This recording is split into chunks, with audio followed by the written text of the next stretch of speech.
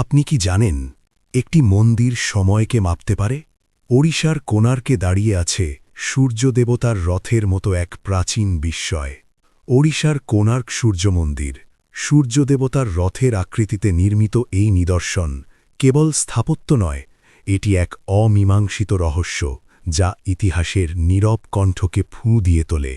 তৃতীয় শতকে প্রায় ১২৪৩ থেকে ১২৫০ খ্রিস্টাব্দে পূর্বগঙ্গা রাজবংশের সম্রাট নৃসিংহদেব এই মন্দিরটি প্রতিষ্ঠা করেছিলেন। মন্দিরের নামেই লুকিয়ে আছে তার অবস্থান। কোণা অর্থ কোণ বা প্রান্ত, আর আর্ক অর্থ সূর্য। কোণার্ক মন্দির ছিল এক বিশাল ভাস্কর্য শিল্পের নিদর্শন।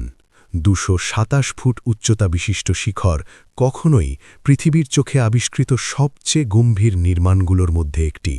মন্দিরটি সূর্যদেবতার রথের মতো ডিজাইন করা হয়েছে।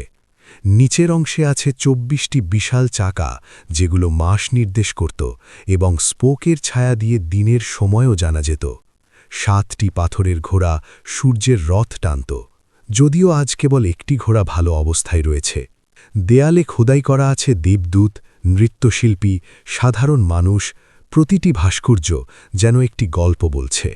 আপনি কি ভাবতে পারছেন প্রায় ৮০০ বছর আগের মানুষ এই সূক্ষ্ম ও জটিল নকশা কিভাবে তৈরি করেছিল?